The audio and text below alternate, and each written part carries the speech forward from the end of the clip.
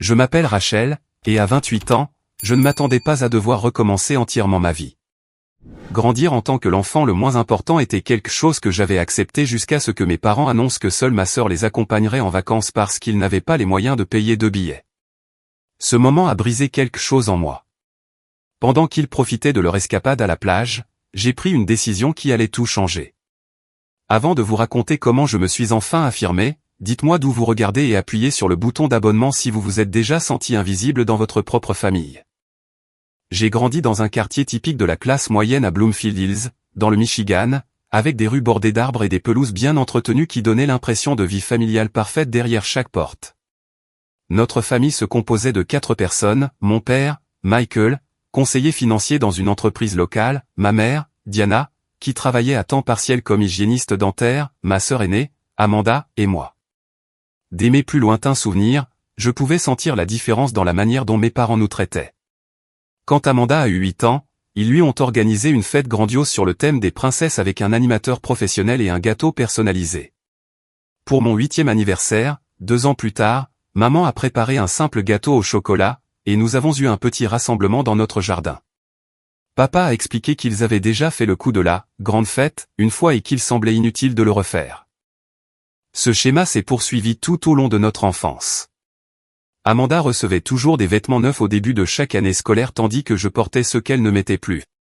Quand j'ai demandé un nouveau jean en 5e, parce que j'en avais assez de porter les styles démodés d'Amanda, maman a dit « c'est du gaspillage d'acheter des choses neuves quand des vêtements en parfait état sont disponibles ».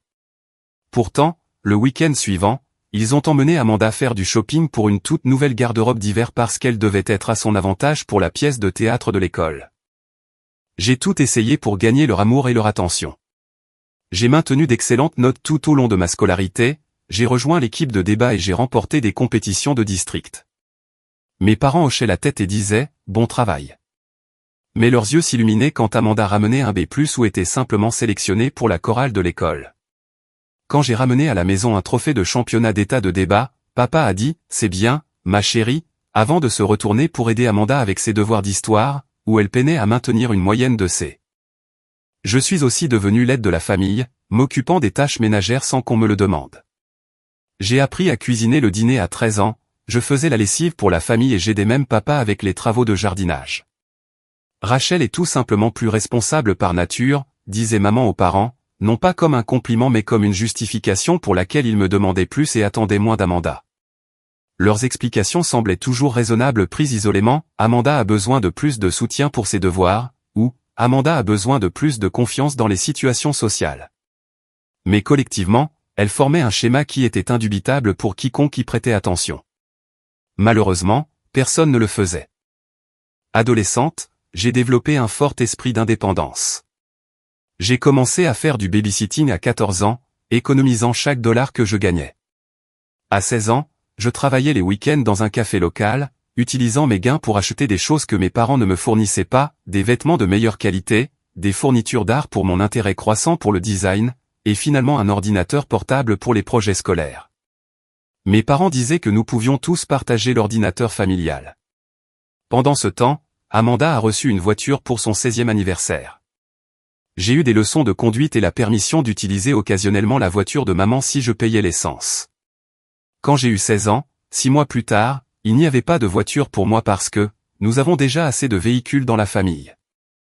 À la place, ils m'ont donné un nouveau sac à dos et une calculatrice scientifique pour l'école. L'université a apporté plus de la même chose. J'ai postulé pour des bourses, travaillé 20 heures par semaine dans un laboratoire de design sur le campus, et contracté de modestes prêts étudiants pour suivre le programme de design de l'Université d'État du Michigan. Amanda est allée dans une université privée avec le soutien total de nos parents, a changé de spécialisation 3 fois, et a obtenu son diplôme avec 1 an de retard, des notes moyennes et aucune expérience professionnelle. Malgré tout, j'ai excellé. Mon portfolio de design graphique a attiré l'attention d'une entreprise de Boston lors de mon exposition de fin d'études, et j'ai déménagé dans l'Est après l'obtention de mon diplôme. Mon salaire de départ n'était pas impressionnant, mais c'était suffisant pour louer un petit studio et construire lentement une vie qui était entièrement la mienne. Au cours des 6 années suivantes, je me suis établi professionnellement, devenant finalement designer senior avec un revenu respectable. J'étais fier de mon appartement, le remplissant de meubles et de décorations soigneusement sélectionnés que j'avais achetés moi-même. Chaque objet représentait une petite victoire d'autosuffisance, le confortable canapé gris que j'ai acheté après ma première promotion, les œuvres d'art originales d'artistes locaux, l'équipement de cuisine de qualité qui reflétait mon amour de la cuisine. Chaque fois que je rendais visite à la maison, ce qui devenait moins fréquent au fil des ans, j'apportais des cadeaux pour tout le monde. Non pas parce qu'ils me rendaient l'appareil, mais parce que je voulais être le genre de fille et de sœur que j'aurais aimé qu'ils soient en tant que parents et fratrie. Papa acceptait mes livres bien pensés avec un remerciement distrait avant de demander à Amanda des nouvelles de son dernier drame amoureux. Maman plaçait les objets décoratifs que j'avais soigneusement choisis dans des zones moins visibles de la maison tout en exposant bien en vue les achats impulsifs d'Amanda. Je maintenais une relation avec eux par sens de l'obligation et dans l'espoir persistant que quelque chose pourrait changer. À chaque fête et réunion de famille, j'arrivais avec un optimisme qui était inévitablement dégonflé par la dynamique familière, Amanda au centre de l'attention, mes réalisations mentionnées brièvement, si elles l'étaient, et mes contributions aux repas ou événements familiaux considérés comme acquises. Malgré tout, j'ai maintenu mon indépendance. Mon appartement à Boston est devenu mon sanctuaire, rempli de choses que j'avais gagnées. Mes amitiés proches avec des collègues et des voisins m'ont fourni le soutien émotionnel que ma famille ne m'a jamais donné. Je construisais une belle vie selon mes propres termes, même si une petite partie de moi aspirait toujours à la reconnaissance parentale que je n'avais jamais reçue. Je n'avais aucune idée qu'une simple annonce de vacances me forcerait enfin à affronter la réalité de ma situation familiale et à prendre la décision la plus difficile de ma vie. La trahison a eu lieu lors de ce qui aurait dû être un dîner de famille ordinaire. J'avais pris l'avion pour rentrer le week-end afin de célébrer le 55e anniversaire de papa, dépensant près de $400 pour un vol de dernière minute qui mettait mon budget à rude épreuve. J'avais aussi apporté une montre coûteuse comme cadeau, ayant économisé pendant des mois pour me l'offrir. Le dîner a commencé assez agréablement.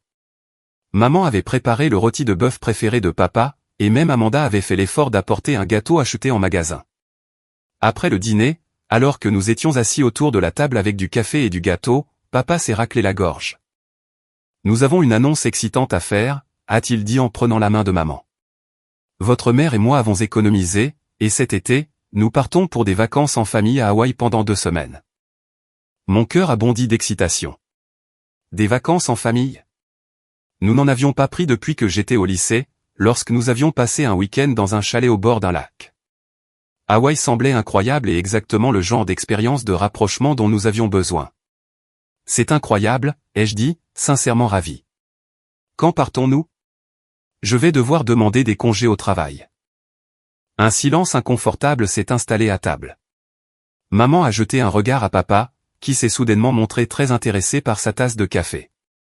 Amanda a baissé les yeux sur son assiette, un petit sourire jouant sur ses lèvres.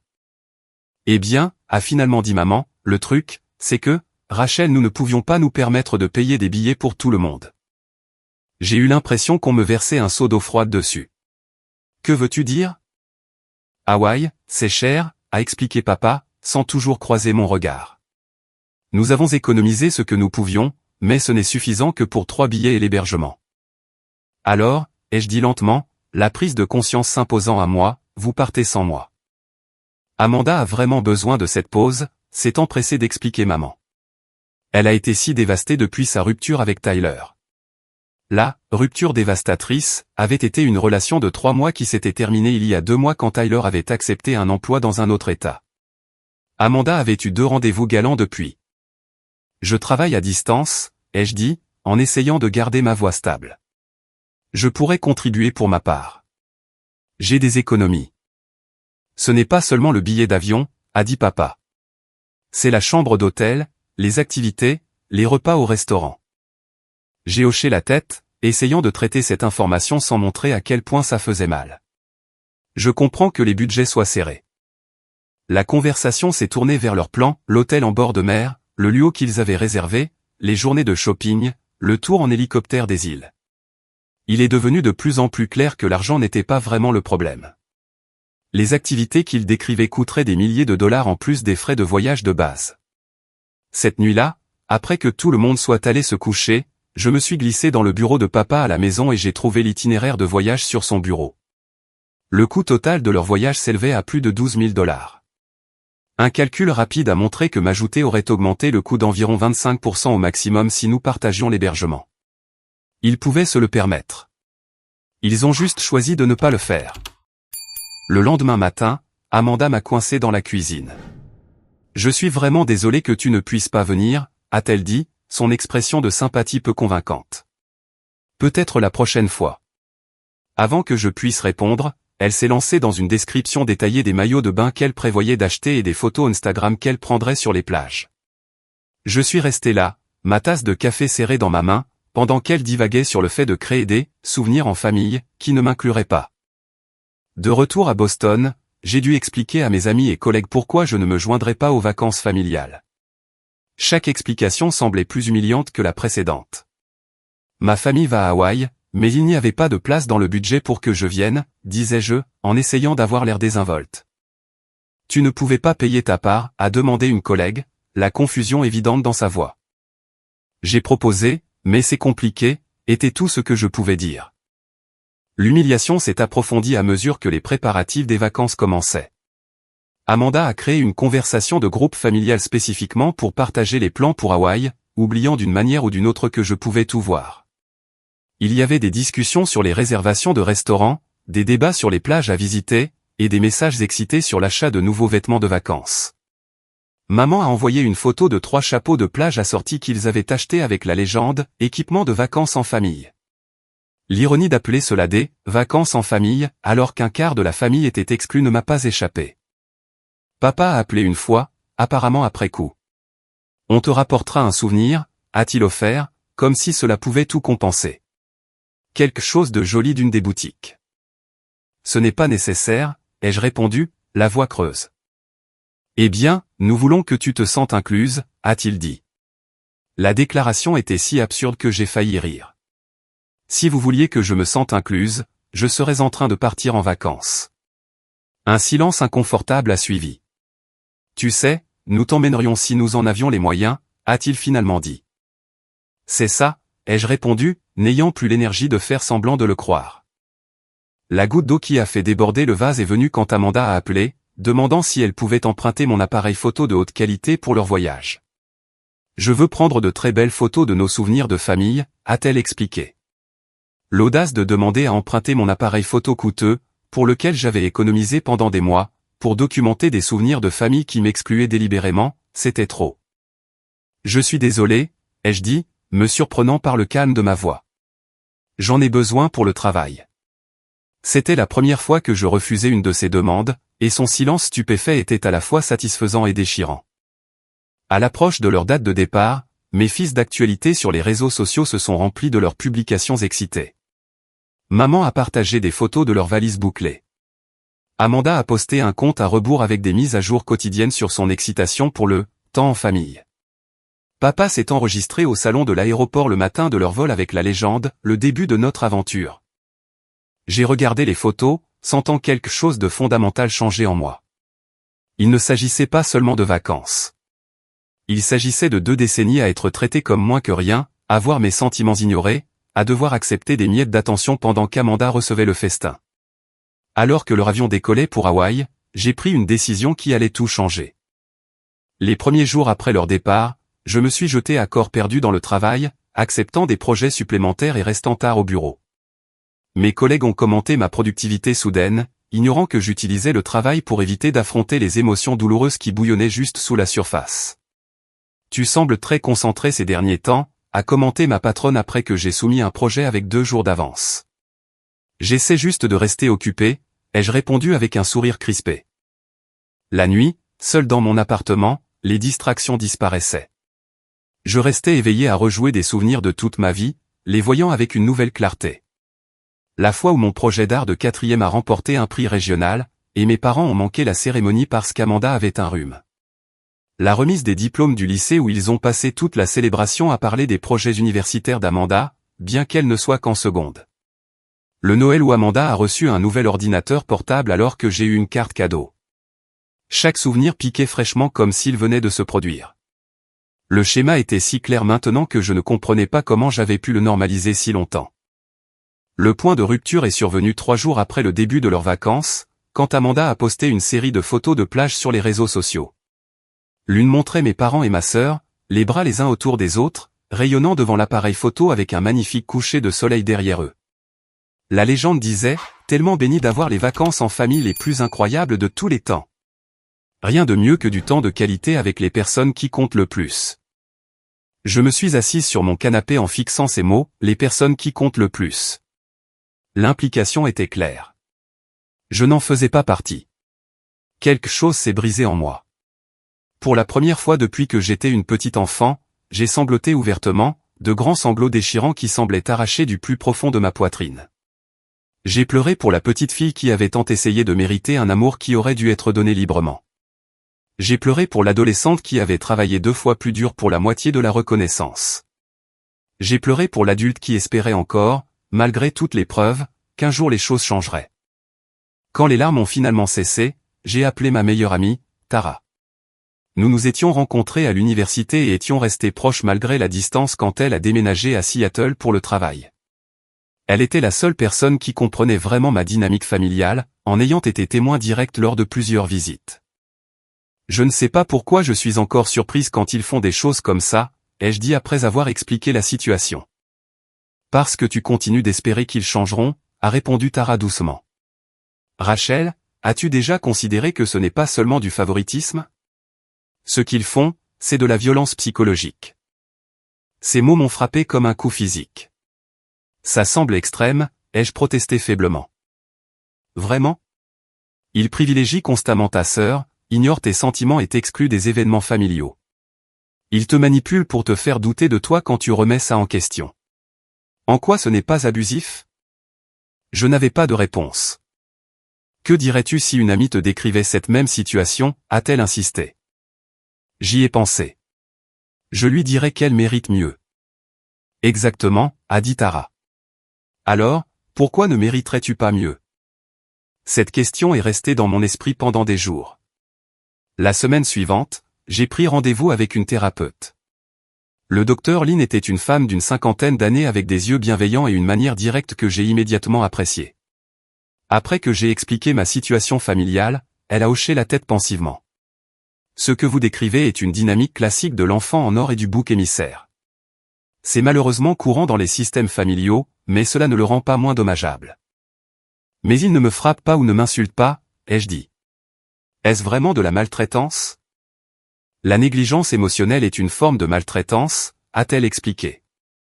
Traiter constamment un enfant comme ayant moins de valeur qu'un autre cause un préjudice psychologique profond. Le fait que vous vous demandiez si votre douleur est valide est en soi un symptôme de cette dynamique. Au cours des sessions suivantes, le docteur Lynn m'a aidé à voir comment ce schéma familial avait façonné ma perception de moi-même et mes comportements. Ma surperformance était une tentative de gagner leur approbation. Mon indépendance était un mécanisme de protection. Mon espoir continu de changement était une réponse traumatique. Mais je les aime, ai-je dit lors d'une session particulièrement difficile. C'est toujours ma famille. Bien sûr que vous les aimez, a-t-elle répondu. Et c'est ce qui rend cela plus difficile. Mais l'amour ne vous oblige pas à accepter la maltraitance. Parfois, la chose la plus aimante que vous puissiez faire pour vous-même est d'établir des limites. Des limites. Le mot semblait étranger mais libérateur. Je n'avais jamais considéré que j'avais le droit de fixer des limites avec ma famille.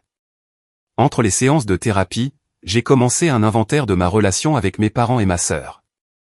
J'ai listé chaque contribution financière que j'avais faite aux événements familiaux, chaque fois que j'avais voyagé pour les voir par rapport à leur visite chez moi, chaque instance où mes réalisations avaient été minimisées tandis que celles d'Amanda étaient célébrées. Les résultats étaient surprenants. Au cours des 6 dernières années, j'avais dépensé plus de 8 000 $ en vol pour rentrer à la maison. Il m'avait rendu visite une seule fois, quand Amanda avait voulu voir un concert à Boston. J'avais contribué au repas de fête, aux cadeaux de famille, et même aidé à payer les réparations de la voiture de papa quand elle était tombée en panne lors de ma visite l'année dernière. La liste des affronts et des rejets remplissait plusieurs pages de mon journal. Un soir, j'ai trouvé une boîte de vieux journaux intimes dans mon placard. J'ai commencé à lire des entrées du lycée et de l'université, choqué de voir à quel point mon moi plus jeune avait clairement documenté le favoritisme. Mon moi de 17 ans avait écrit « Maman s'est fâchée quand j'ai demandé des lentilles de contact, elle a dit que je devais utiliser les lunettes de ma prescription de l'année dernière.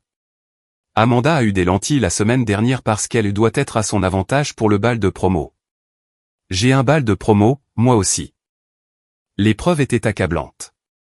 Ce n'était pas un développement récent ou mon imagination. C'était un schéma de toute une vie. Pendant cette période de réflexion, j'ai aussi réalisé quelque chose de profond. Tout dans mon appartement, tout ce que j'appréciais vraiment, je l'avais acquis moi-même. Mes meubles, mes œuvres d'art, mes livres, mon équipement de cuisine, même mes plantes. J'avais construit une vie où je n'avais pas besoin de dépendre de qui que ce soit d'autre pour la validation ou le soutien. Une nuit, alors que j'étais assise au milieu du bel espace que je m'étais créé, une pensée puissante a fait surface. Et si j'arrêtais d'attendre qu'il change et que je changeais plutôt la seule chose que je pouvais contrôler, ma participation à cette dynamique? Le docteur Lin avait parlé de la façon dont les systèmes familiaux résistent au changement. En continuant à jouer mon rôle assigné, j'aidais à maintenir le système même qui me faisait du mal. Que se passerait-il si je m'éloignais simplement? La pensée était terrifiante mais exaltante. Il me restait 2 semaines avant que ma famille ne revienne d'Hawaï. 2 semaines pour décider si j'étais prête à prendre la décision la plus difficile de ma vie. Je me suis assise à ma table de cuisine cette nuit-là, mon journal ouvert, et j'ai écrit une seule question: à quoi ressemblerait le fait de me choisir en premier? Alors que je commençais à écrire des réponses possibles, j'ai senti quelque chose changer en moi. Un poids se levait que je n'avais même pas réalisé que je portais. Au matin, ma décision était prise. J'utiliserais leur absence pour changer complètement ma vie. Non par dépit ou par vengeance, mais comme un acte de respect de soi et d'auto-préservation. Pour la première fois en 28 ans, je me choisissais. Avec une clarté d'esprit, je me suis lancé dans la planification de ma nouvelle vie. D'abord, j'ai créé un inventaire détaillé de tout ce que j'avais acheté et qui se trouvait actuellement chez mes parents. Au fil des ans, j'avais contribué de manière significative aux articles ménagers, pensant que je construisais une vie de famille partagée. La télévision du salon que j'ai achetée quand papa s'est plaint de regarder le sport sur leur ancien modèle. La machine à café haut de gamme qui a remplacé celle qui était cassée dans la cuisine. Les meubles de la chambre d'amis que j'ai achetés quand maman a mentionné vouloir la moderniser. La tondeuse à gazon que j'ai offerte à papa pour son anniversaire il y a 3 ans. Divers appareils de cuisine, objets décoratifs et linge de maison que j'avais offerts pour les fêtes et les anniversaires. La liste était plus longue que ce à quoi je m'attendais, remplissant 2 pages de mon carnet. Chaque article représentait une tentative de contribuer à une famille qui ne m'avait jamais pleinement incluse. Ensuite vint la décision la plus importante: où aller. Je pouvais rester à Boston, mais l'idée de rester si accessible à ma famille me semblait étouffante. Je voulais un nouveau départ dans un endroit complètement nouveau. Seattle m'est immédiatement venu à l'esprit. Tara m'invitait à lui rendre visite depuis des années, décrivant la communauté créative et les paysages magnifiques. C'était à peu près aussi loin du Michigan que je pouvais l'être tout en restant aux États-Unis continentaux. La distance semblait aussi symbolique que pratique. J'ai appelé ma patronne le lendemain matin. Jane avait toujours soutenu ma carrière et avait récemment encouragé les membres de l'équipe à envisager des postes à distance alors que l'entreprise se développait. J'ai réfléchi à votre offre de travail à distance, ai-je dit lorsque nous nous sommes rencontrés dans son bureau. Vous êtes intéressé, a-t-elle demandé, l'air ravi. C'est génial.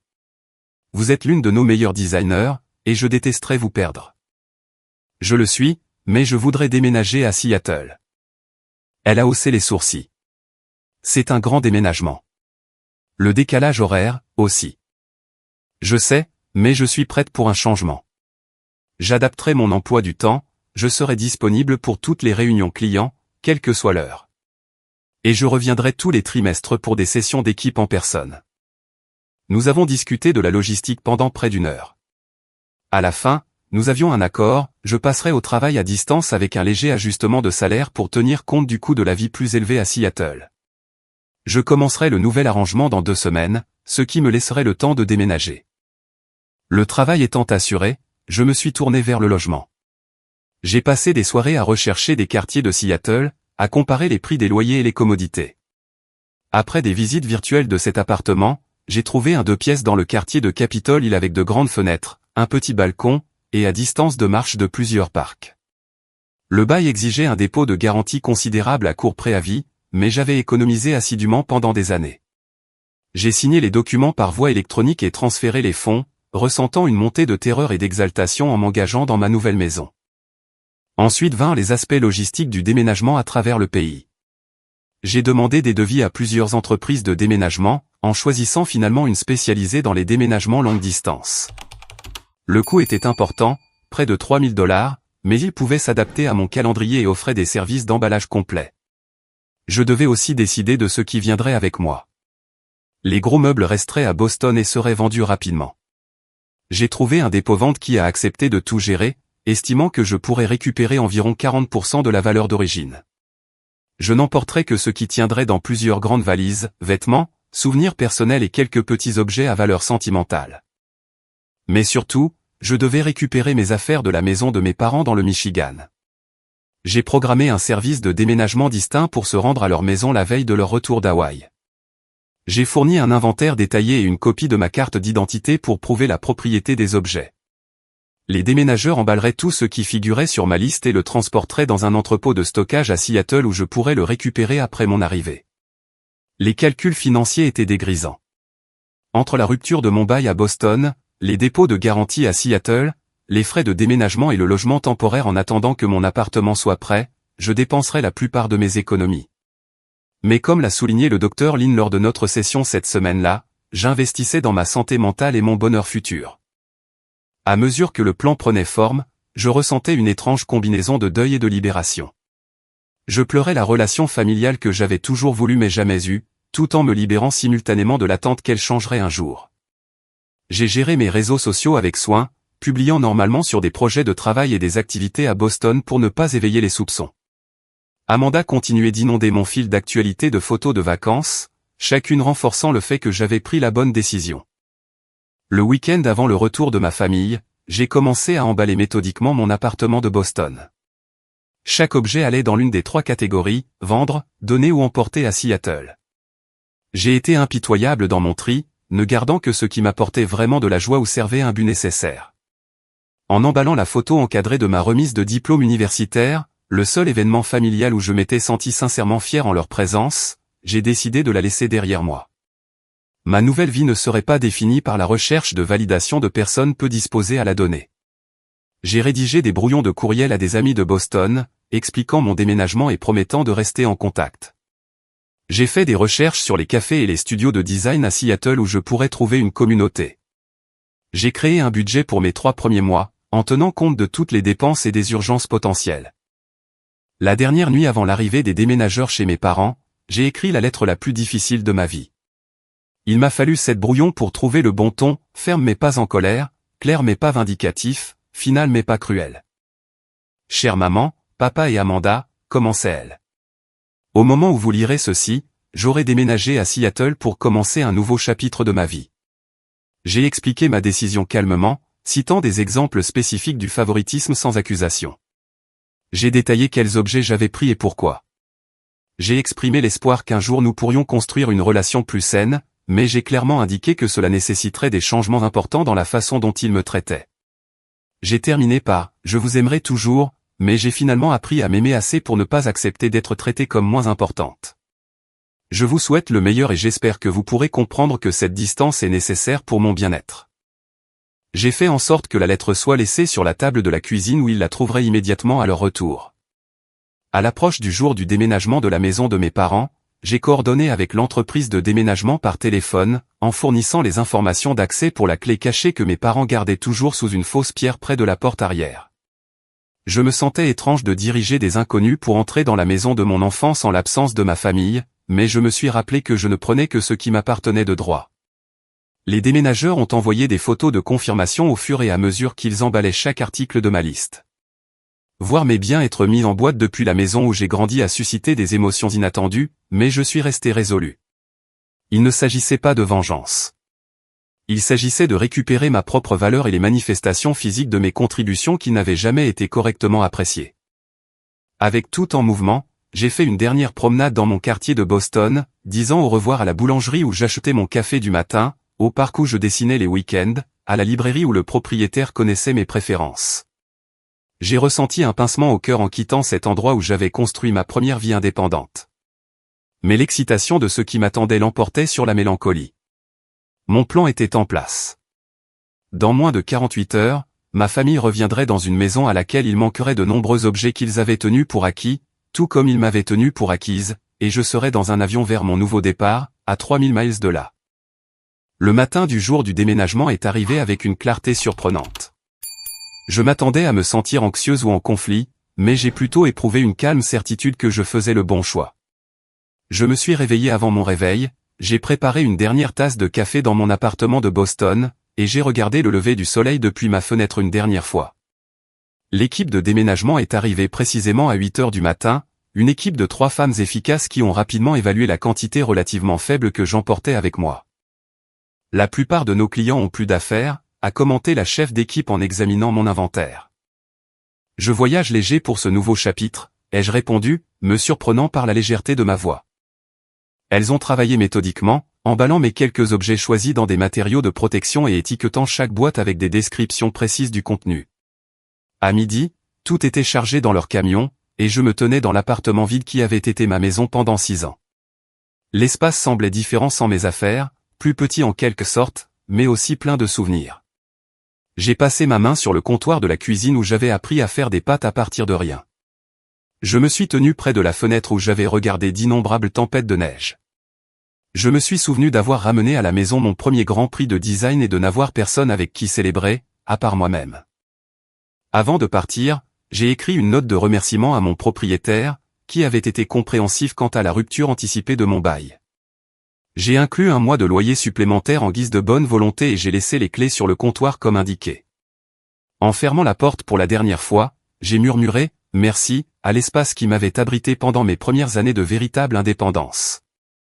Dehors, ma voisine, Madame Abernathy, promenait son terrier. Elle s'est arrêtée quand elle a vu mes valises. « Vous ne nous quittez pas, n'est-ce pas, ma chère ?» a-t-elle demandé, une déception sincère dans sa voix. « Si. Je déménage à Seattle pour un nouveau départ. » Si soudainement. Je ne savais pas que vous prépariez un déménagement. J'ai souri. Parfois, les meilleures décisions se prennent rapidement. Eh bien, vous allez nous manquer. Vous avez été une si charmante voisine, toujours si calme et prévenante. Sa simple reconnaissance de ma présence et de ma contribution positive m'a touché plus que je ne l'aurais cru. Cette femme âgée, avec qui je n'interagissais qu'occasionnellement, m'avait montré plus d'appréciation sincère que ma famille ne le faisait habituellement. Merci, Madame Abernathy. Cela signifie beaucoup pour moi. J'ai pris un véhicule de tourisme avec chauffeur pour l'aéroport, regardant la silhouette de Boston s'éloigner au loin. Au même moment, selon mon calendrier soigneusement orchestré, des déménageurs arrivaient chez mes parents dans le Michigan. Ils emballeraient efficacement tous les articles de ma liste d'inventaire, de la télévision aux appareils de cuisine en passant par le matériel de jardinage dans le garage. J'avais une escale de 3 heures à Chicago, que j'ai passée en appel vidéo avec Tara, finalisant les détails de mon arrivée à Seattle. Elle m'avait offert sa chambre d'amis jusqu'à ce que mon appartement soit prêt à m'accueillir. Les déménageurs viennent de confirmer qu'ils ont terminé chez tes parents, a dit Tara en vérifiant son téléphone. Tout est en train d'être chargé pour le transport vers Seattle. Comment te sens-tu ? A-t-elle demandé en étudiant mon visage à travers l'écran. J'ai réfléchi attentivement à la question. Plus légère, ai-je finalement dit. Comme si j'avais posé quelque chose de très lourd que je portais depuis des années. Bien, a-t-elle hoché la tête. C'est exactement comme ça que tu devrais te sentir. Mon avion a atterri à Seattle juste après 19 heures. L'air était différent ici, plus frais et plus humide que l'humidité de la côte et à laquelle j'étais habitué. Des montagnes se profilaient au loin, partiellement masquées par les nuages, un paysage totalement différent de tout ce que j'avais connu dans ma vie précédente. Tara attendait aux arrivées, son visage familier étant une vision bienvenue dans ce lieu inconnu. Nous nous sommes serrés fort dans les bras, et pour la première fois depuis des semaines, j'ai senti les larmes menacées. « Tu l'as fait ?» a-t-elle murmuré.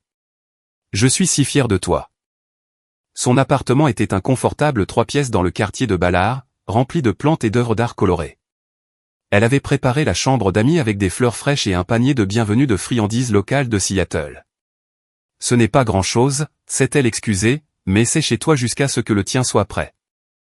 C'est parfait, les jeux assurés, submergés par la prévenance de son accueil. Cette première nuit à Seattle, nous nous sommes assises sur son balcon à boire du vin et à regarder le coucher de soleil sur le Puget Sound. La beauté était à couper le souffle, si différente de tout ce qu'il y avait dans le Michigan ou le Massachusetts. Demain va être difficile, a dit Tara doucement. Ils seront rentrés et trouveront ta lettre. J'ai hoché la tête, prenant une profonde inspiration de l'air salin. Je sais, mais pour la première fois, leur réaction n'est pas ma responsabilité. J'ai dit ce que j'avais à dire. Mon téléphone est resté éteint. Je n'étais pas prête à gérer le flot inévitable de messages qui arriveraient une fois qu'ils découvriraient mon absence et les objets manquants. Cela pouvait attendre demain, après que j'ai eu une nuit de paix dans ma nouvelle ville. Le lendemain matin s'est levé, brumeux et frais. Je me suis réveillé, désorienté un instant, avant de me souvenir où j'étais et ce que j'avais fait. Aujourd'hui, ma famille rentrerait dans une maison partiellement vidée d'objets qu'ils n'avaient jamais vraiment appréciés, tout comme ils ne m'avaient jamais vraiment apprécié. J'ai allumé mon téléphone, me préparant aux notifications. Rien pour l'instant. Leur vol n'avait pas dû atterrir, ou peut-être était-il encore en transit depuis l'aéroport. Ce répit temporaire m'a permis de profiter d'une matinée tranquille avec Tara avant qu'elle ne parte travailler. Prends ton temps aujourd'hui, a-t-elle conseillé. Explore le quartier si tu en as envie, mais ne te mets pas la pression de faire quoi que ce soit. C'est beaucoup à digérer. J'ai passé la matinée à installer mon ordinateur portable et à me connecter avec mon équipe de design à Boston. Le travail m'a offert une distraction bienvenue, les défis créatifs familiers manquant au milieu de tant de changements. Vers midi, mon téléphone a commencé à vibrer sans interruption.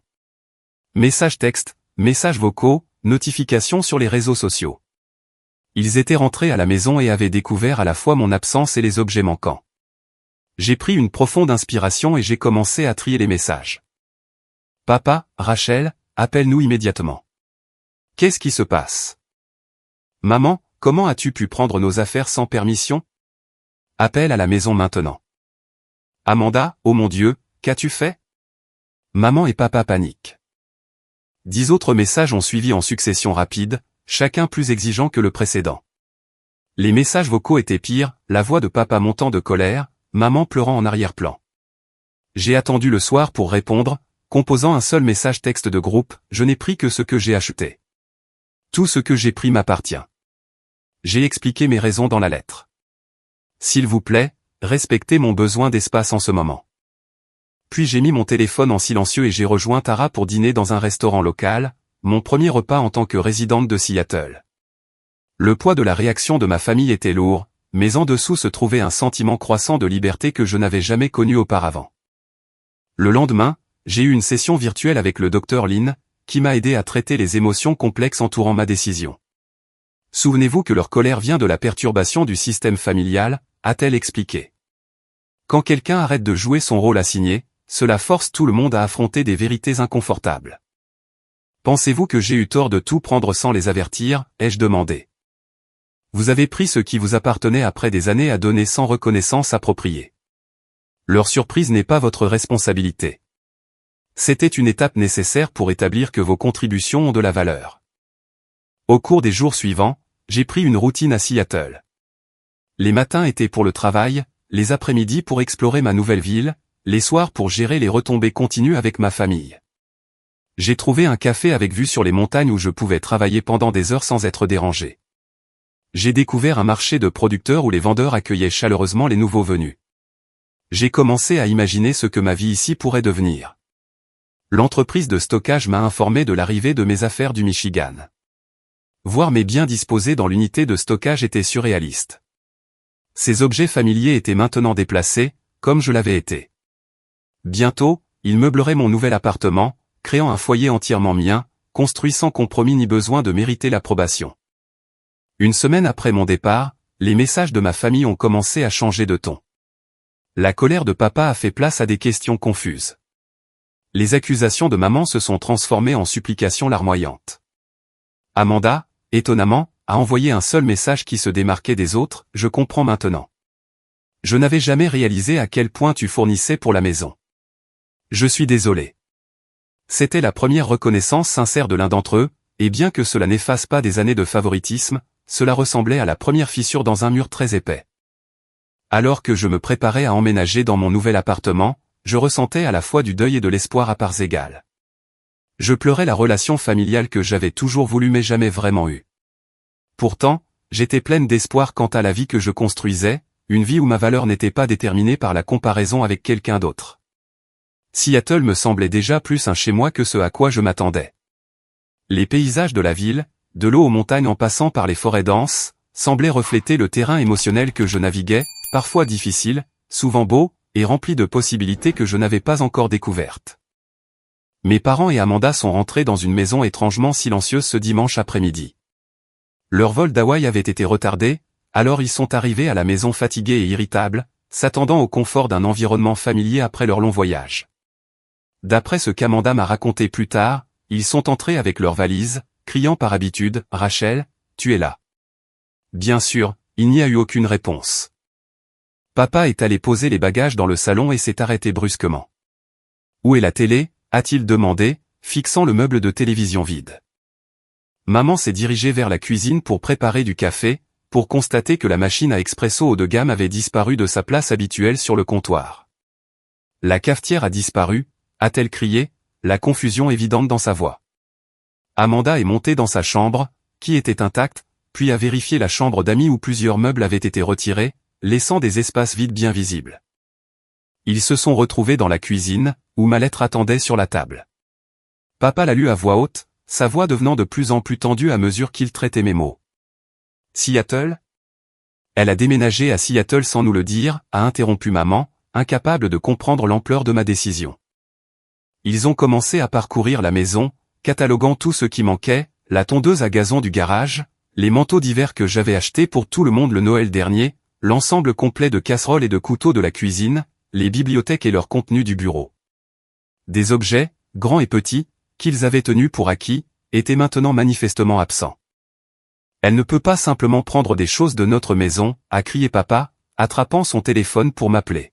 « Relis la lettre », a dit Amanda doucement. « Tout ce qu'elle a pris, c'est elle qui l'a payé. » C'est à ce moment que les messages frénétiques ont commencé, les messages vocaux de plus en plus en colère, les demandes d'explications au-delà de ce que j'avais déjà fourni dans ma lettre. J'ai appris tout cela plus tard, reconstitué à partir de textos, d'appels et, finalement, de conversations plus mesurées. À l'époque, j'étais concentré sur l'aménagement de mon nouvel appartement à Seattle, l'organisation des livraisons de meubles et l'installation dans ma routine de travail à distance. 3 jours après leur retour, papa a appelé alors que je travaillais dans mon café préféré. J'avais ignoré leurs appels, mais quelque chose me disait qu'il était temps de répondre. « Rachel » a-t-il dit, sa voix inhabituellement sobre. « Nous devons parler de ça. » Je pense que ma lettre a tout expliqué assez clairement, ai-je répondu, en gardant un ton neutre. « Tu ne peux pas simplement partir comme ça. Nous sommes ta famille. » Oui, vous l'êtes. Et les familles sont censées faire en sorte que chaque membre se sente valorisé.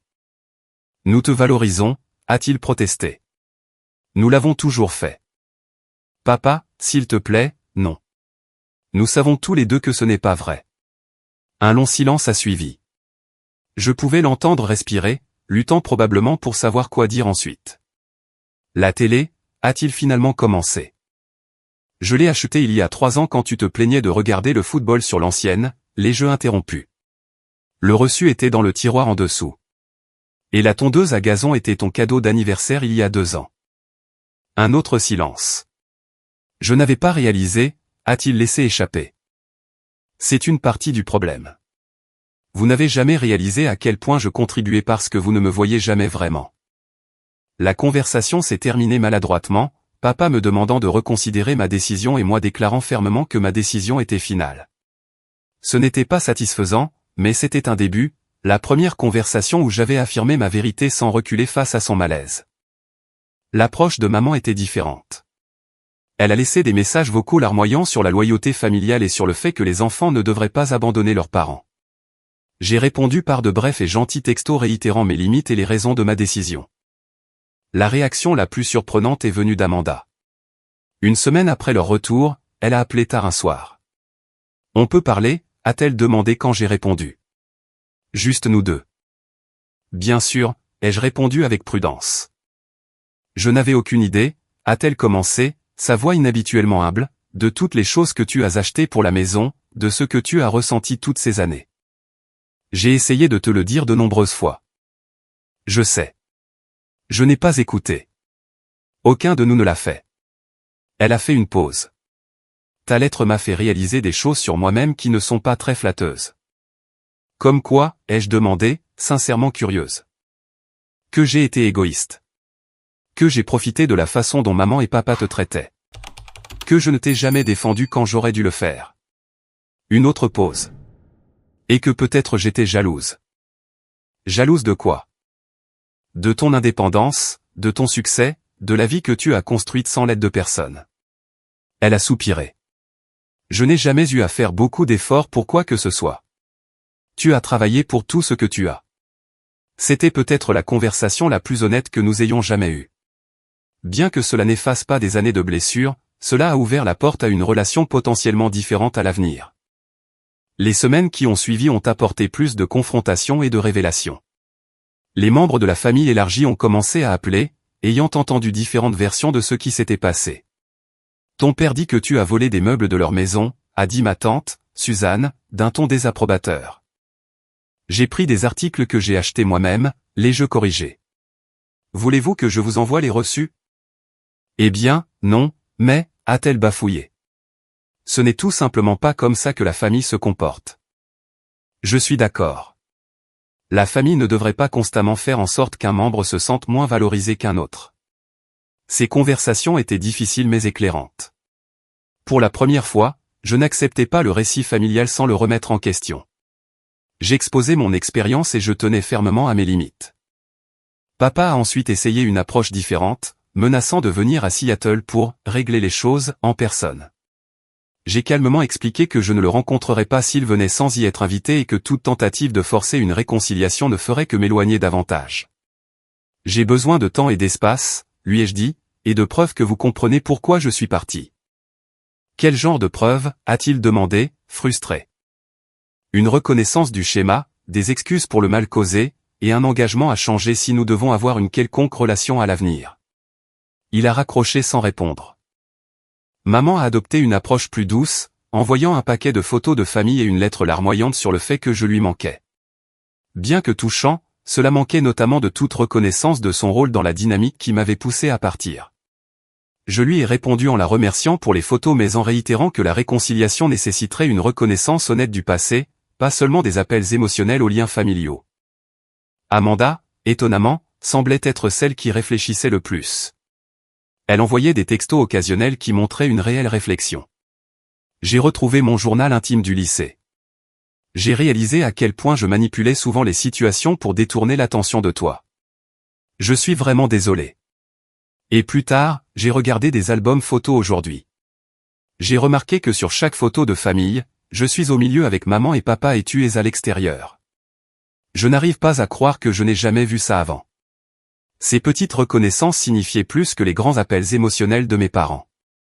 Elles montraient qu'au moins un membre de la famille était prêt à voir la vérité.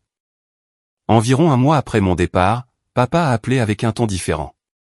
Le voisin a posé des questions sur la tondeuse à gazon, a-t-il dit. J'ai dû lui dire que tu l'avais prise quand tu as déménagé. Il a semblé surpris. Il a dit que tu étais toujours si serviable avec les travaux de jardinage et les projets communautaires. J'essayais de l'être, ai-je répondu. Il a demandé pourquoi tu étais parti si soudainement. La voix de papa est devenue basse. Je ne savais pas quoi dire. Qu'est-ce que tu lui as dit? Que nous avions fait des erreurs. Que nous n'avions pas été justes avec toi. Il s'est raclé la gorge.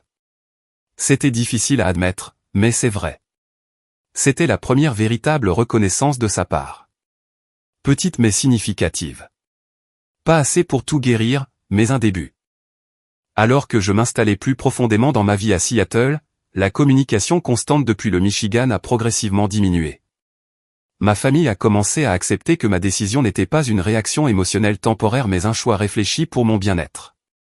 J'ai maintenu des limites fermes, ne m'engageant que dans des conversations qui respectaient mon expérience et n'essayaient pas de minimiser les schémas qui m'avaient poussé à partir. Certains jours étaient plus difficiles que d'autres, mais chaque semaine qui passait, je me sentais plus confiante dans ma décision. Mon nouvel appartement s'est lentement transformé en un foyer, rempli à la fois des objets que j'avais récupérés du Michigan et de nouvelles pièces qui représentaient ce chapitre de ma vie. Chaque ajout était choisi avec intention, créant un espace qui reflétait qui je devenais plutôt que qui j'avais été forcé d'être. 6 mois après mon départ spectaculaire, Seattle me semblait vraiment être chez moi. mon appartement surplombant Capitole, il avait pris ma personnalité, avec de grandes fenêtres qui accueillaient les rares jours ensoleillés et créaient des coins lecture douillés pendant les pluies fréquentes. J'avais établi de nouvelles routines, les samedis matins au marché des producteurs, les randonnées du dimanche dans les montagnes voisines lorsque le temps le permettait, les dîners en semaine avec le cercle restreint mais croissant d'amis que je m'étais fait. Mon arrangement de travail à distance prospérait, ma patronne commentant que ma créativité semblait avoir atteint de nouveaux sommets. Quoi que vous ayez trouvé à Seattle, a dit Jane lors de notre évaluation trimestrielle, ça vous réussit. Ce que j'avais trouvé, c'était moi-même, débarrassé des attentes familiales et des schémas qui m'avaient limité pendant des décennies. Le processus de guérison n'était pas linéaire. Certains jours apportaient des souvenirs douloureux ou des doutes sur ma décision. La thérapie avec le Dr Lin continuait, maintenant par appel vidéo, m'aidant à traiter à la fois le deuil et la croissance alors que je construisais cette nouvelle vie.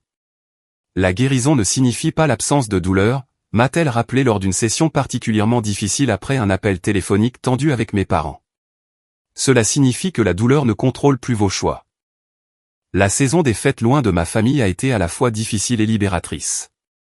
Thanksgiving avait toujours été passé dans le Michigan, avec moi faisant une grande partie de la cuisine tout en recevant peu de reconnaissance. Cette année, Tara et moi avons organisé un « Friendsgiving » pour d'autres qui ne pouvaient pas ou choisissaient de ne pas rentrer chez eux.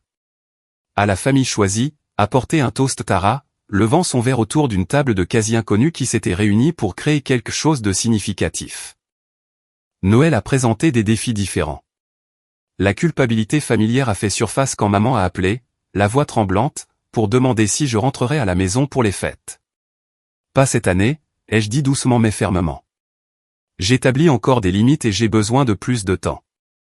Au lieu de cela, j'ai fait du bénévolat dans un centre communautaire local servant des repas, puis j'ai passé la soirée de Noël avec une collègue et sa femme, qui m'avaient accueilli dans leur tradition de cuisine chinoise et de films classiques. Ce n'était pas ce avec quoi j'avais grandi, mais cela m'a rempli d'une chaleur que je n'avais pas ressentie pendant les fêtes de famille depuis des années. Ma relation avec chaque membre de la famille a évolué différemment au cours de ces mois. Papa était lentement passé de la colère à une acceptation à contre-cœur et finalement à des tentatives hésitantes de compréhension. Nos conversations restaient quelque peu formelles mais n'étaient plus hostiles. J'ai réfléchi à ce que tu as dit, a-t-il admis lors d'un appel téléphonique en février, sur le fait de ne jamais te sentir aussi importante qu'Amanda. Je ne voulais pas le croire, mais avec le recul, je peux voir pourquoi tu as ressenti ça. Ce n'était pas une reconnaissance complète, mais c'était un progrès.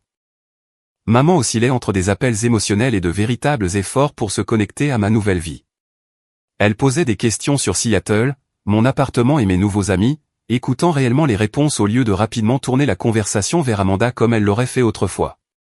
Tu me manques, disait-elle à la fin de nos appels, mais je comprends pourquoi tu avais besoin de partir.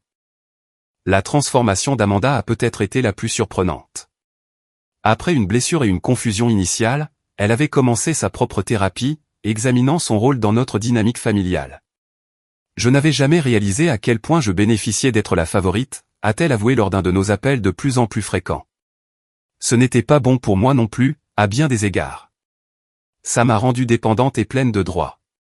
Elle avait commencé à suivre des cours de gestion financière et cherchait son premier emploi sérieux, n'étant plus contente de compter sur nos parents pour la soutenir. Chaque petit pas vers l'indépendance semblait augmenter son empathie pour mon expérience. En mars, mes parents ont suggéré une thérapie familiale. Nous voulons mieux comprendre, a expliqué papa, et peut-être trouver un moyen d'avancer qui reconnaisse les besoins de chacun. J'ai accepté avec prudence, et nous avons commencé des sessions vidéo mensuelles avec un thérapeute familial. Les premières ont été tendues et larmoyantes, avec de vieux schémas menaçant de réapparaître, mais progressivement, des progrès timides ont émergé. Lors d'une session décisive, maman a finalement reconnu directement le favoritisme. Nous t'avons traité différemment, Rachel.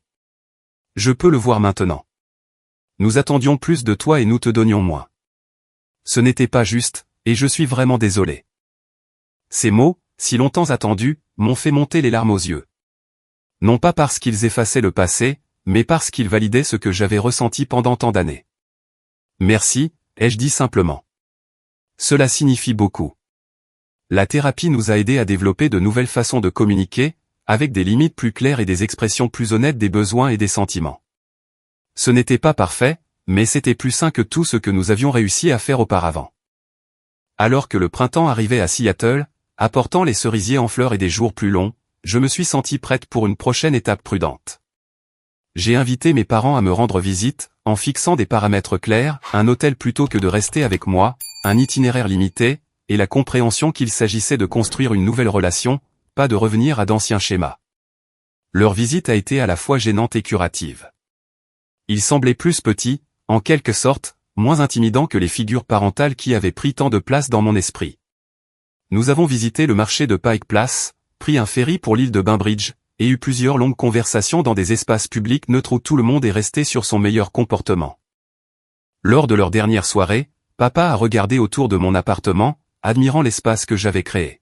« Tu as construit quelque chose de magnifique ici », a-t-il dit, une admiration sincère dans sa voix. Toute seule. Pas entièrement toute seule, l'ai-je corrigé, en pensant à Tara, à mes nouveaux amis, à ma thérapeute, à toutes les personnes qui avaient soutenu mon parcours. J'ai appris que l'indépendance ne doit pas signifier l'isolement. Alors qu'il se préparait à partir, maman m'a serré dans ses bras avec précaution, respectant les limites physiques et émotionnelles que j'avais établies. « Nous essayons de faire mieux », a-t-elle murmuré. « J'espère que tu peux le voir. » Je le vois, l'ai-je assuré. Et j'apprécie. Après le retour dans le Michigan, notre relation a poursuivi son évolution timide, des appels réguliers, des discussions vidéo occasionnelles, des discussions honnêtes lorsque de vieux schémas menaçaient de refaire surface. Ce n'était pas l'amour inconditionnel que j'avais autrefois désespérément cherché, mais c'était quelque chose de plus honnête et finalement de plus précieux, une relation basée sur le respect mutuel plutôt que sur l'obligation. Tout au long de ce parcours, j'ai découvert des vérités qui ont transformé ma compréhension de la famille, de l'amour et de l'estime de soi. Que parfois, aimer quelqu'un signifie créer une distance qui vous permet à tous les deux de grandir. Que le pardon n'exige pas de retourner dans des situations néfastes. Que la famille peut être à la fois les personnes qui partagent votre sang et celles qui partagent vos valeurs. Que fixer des limites n'est pas égoïste, c'est un acte de respect de soi qui profite finalement à tout le monde. Plus important encore, j'ai appris que ma valeur n'a jamais été déterminée par la capacité de ma famille à la voir. Elle existait indépendamment, attendant que je la revendique pour moi-même. Un an après mon départ, je me suis assise sur mon balcon, regardant le coucher de soleil sur Seattle, réfléchissant à tout ce qui avait changé. La douleur n'avait pas entièrement disparu, mais elle s'était transformée en quelque chose d'utile, un rappel de là où j'avais été et du chemin que j'avais parcouru. Mon téléphone a vibré avec un texto d'Amanda, « Je voulais juste te dire que je suis fier de toi pour tout. » J'ai souri en répondant, « Merci. Je suis fier de nous deux. » Le voyage de la fille invisible à l'adulte confiante et capable de fixer des limites n'avait pas été facile. Mais en regardant la ville qui m'avait accueilli au moment le plus vulnérable de ma vie et m'avait aidé à devenir la plus forte version de moi-même, je savais avec une certitude absolue que me choisir avait été la décision la plus importante de ma vie. Avez-vous déjà eu à faire un choix difficile entre l'obligation familiale et le respect de soi? Dites-moi dans les commentaires si vous avez vécu des dynamiques familiales similaires ou si vous avez dû fixer des limites pour votre propre bien-être. N'oubliez pas d'aimer cette vidéo si mon histoire a résonné en vous, de vous abonner pour plus d'expériences de la vie réelle, et de la partager avec quelqu'un qui pourrait avoir besoin d'entendre que parfois, la chose la plus courageuse que nous puissions faire est de nous choisir nous-mêmes. Merci d'avoir écouté mon parcours, et rappelez-vous que votre valeur ne dépend jamais de la reconnaissance des autres.